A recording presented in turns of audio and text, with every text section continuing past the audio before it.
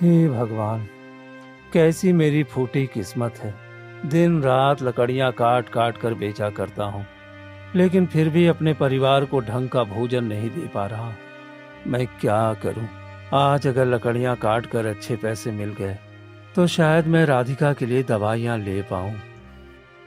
इतना कहकर रामू घने जंगल की तरफ निकल पड़ता है। कुछ देर बाद वो लकड़ियां लेकर गांव की तरफ आता है। लकड़ियां ले लो, लकड़ियां, सूखी मोटी लकड़ियां, बहुत अच्छी लकड़ियां ले लो। देख लो भाई, जलाने में बढ़िया, खाना पकाने में काम आएगी। ऐसी मजबूत और अच्छी लकड़ियां कहीं और नहीं मिलेगी। ले लो, ले लो, ले लो, मौका हाथ से जाने न दो।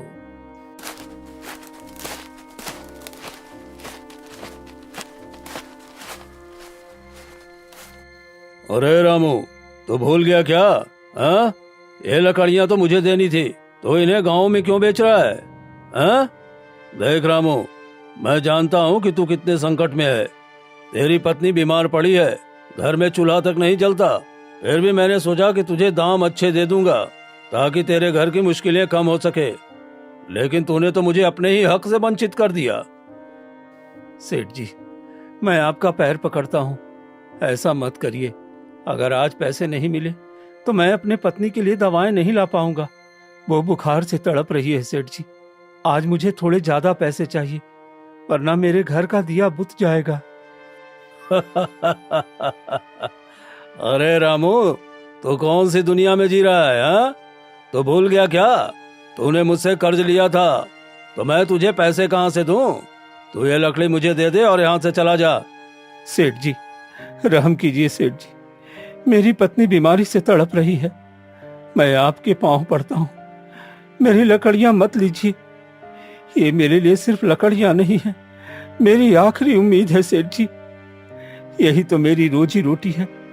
अगर आप इसके भी पैसे नहीं देंगे तो मेरा परिवार कैसे चलेगा? सेठ हरिदास उसकी एक बात भी नहीं सुनता और अपने आदमियों को बुलाकर लकड़ियां लेकर वहां से चला जाता है और रामू उदास होकर अपने घर की तरफ निकल पड़ता है।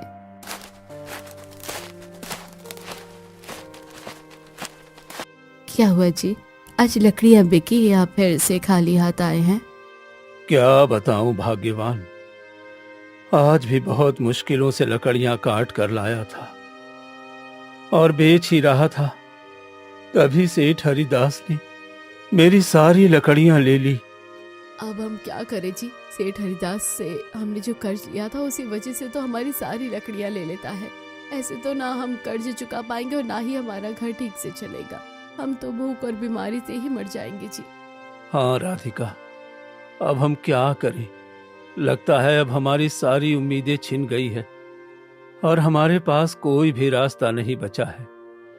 एक और बस अंधेरा ही अंधेरा है और दिल टूटता जा रहा है। और फिर राधिका फिर से खांसने लगती है। क्या हुआ? तुम्हारी खांसी फिर से बढ़ गई है क्या राधिका? रुको, मैं तुम्हें जड़ी बूटी देता हूँ।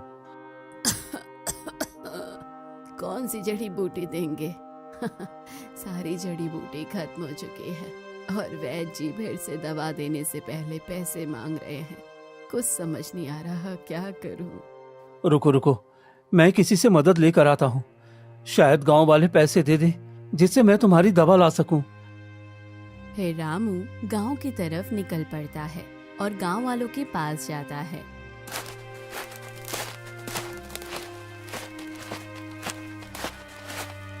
भाई, भाई मेरी पत्नी बहुत बीमार है, कुछ पैसे दे दो ताकि मैं उसके लिए दवाइयां ला सकूं। अरे जा जा, तेरी कौन मदद करने वाला है? हैं? तुम तो जब देखो पैसे ही मांगते रहते हो। अरे तुम लकड़ी काटने के अलावा दूसरा कोई काम क्यों नहीं कर लेते हो? भाई, तुम ऐसा क्यों बोल रहे हो? इस वक्त मेरा समय खराब है और मैं तब भी मेहनत कर रहा हूँ। भगवान देख रहे हैं और एक न एक दिन मेरा समय जरूर लौटाएंगे। अच्छा, ऐसी बात है तो तुम भगवान के ही सहारे रहो ना। हमसे पैसा क्यों मांग रहे हो? उन गांव वालों की बात सुनकर रामू बहुत उदास हो जाता है और वो दूसरे गांव वालों के पास जाता है। मित्र, मेरी पत्नी बहुत बीमार है और मुझे कुछ पैसों की जरूरत है। मित्र, तुम पैसे दे सकते हो क्या? मुझे उसकी दवाई लेनी है। अरे भाई, मैं तुम्हें पहले ही देखकर समझ गया था कि तुम किस लिए आए हो। जाओ यहाँ से। तुम जैसे लोग भगवान के भरोसे ही मर जाते हैं। तेरी हालत कभी नहीं सुधर सकती। अरे लाला भाई, आप लोग मुझे देखकर क्यों मजाक बनाते रहते हो? मेरी किस्मत ही खराब है तो मैं क्या कर सकता हूँ? फिर भी मैं कोशिश करता हूँ अच्छा करने की, मगर हर बार कोई न कोई परेशानी आ जाती है। फिर रामू कई गांव वालों के पास जाता है पर उसकी मदद कोई नहीं करता। फिर रामू मन ही मन सोचता है, मैं और मेरी फूटी किस्मत, लगता है कभी मेरा पीछा नहीं छोड़ने वाला।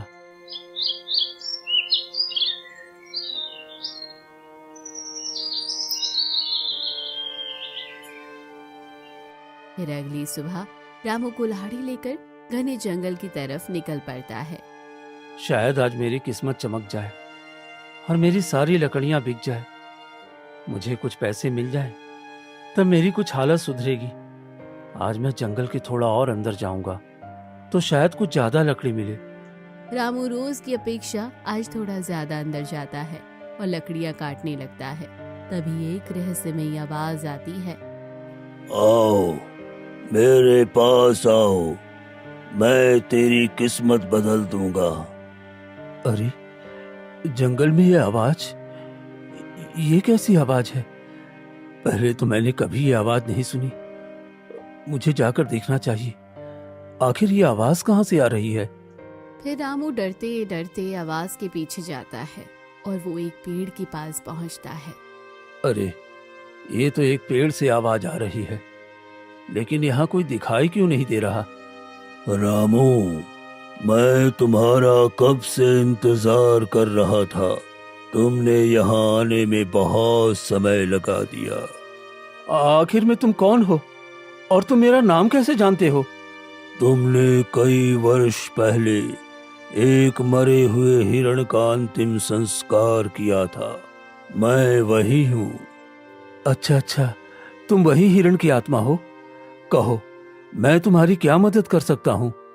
मुझे तुम्हारी कोई मदद नहीं चाहिए, बल्कि मैं तुम्हारी मदद करने आया हूँ। तुम इतने नेक और सच्चे हो, फिर भी तुम इधर उधर भटक रहे हो और तुम्हारी पत्नी बीमारी से तड़प रही है। मुझसे ये देखा नहीं गया, इसलिए मैं तुम्हें यहाँ कुछ देना चाहता हूँ। तभी पेड़ से एक जादुई बीज प्रकट होता है।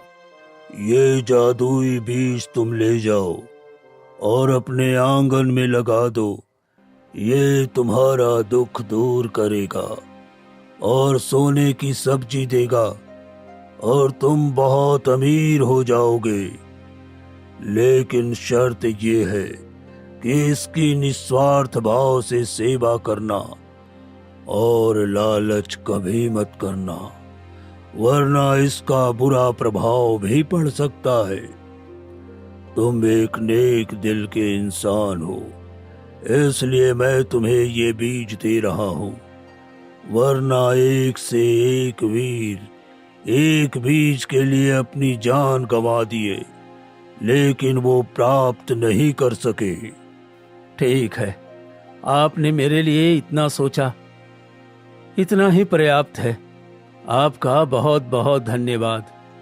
फिर रामू वो बीज उठाकर अपने घर की ओर निकल पड़ता है और मन ही मन सोचता है, लगता है अब मेरे सारे कष्ट दूर हो जाएंगे और मेरी पत्नी भी, जो कि इतने दिनों से बीमार थी, लगता है अब वो भी ठीक हो जाएगी। रामू बीज लेकर आ ही रहा होता है कि तभी उसे हरिदास सेठ देख लेता है। अरे ओ रामू, कहाँ जा रहा है? हाँ? और ये तुम्हारे हाथ में क्या है?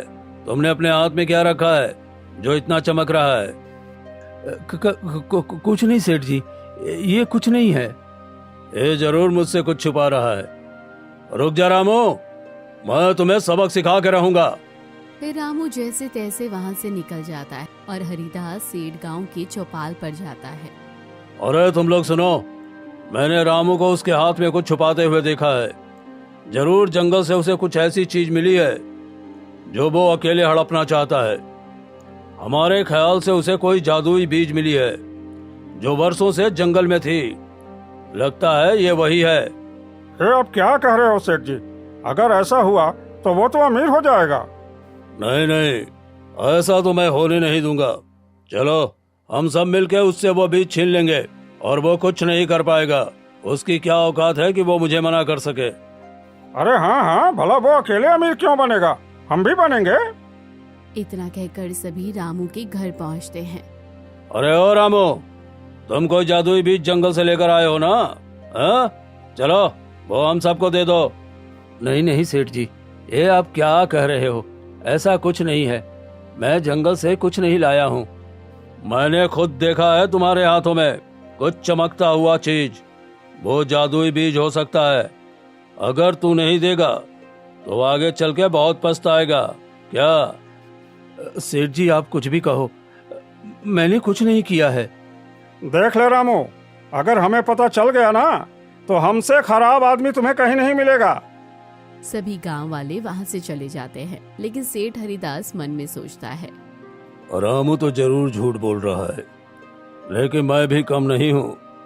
मैं तो वो जादुई बीज लेकर ही रहूंगा, चाहे तुम्हारी जान ही क्यों न लेनी पड़े।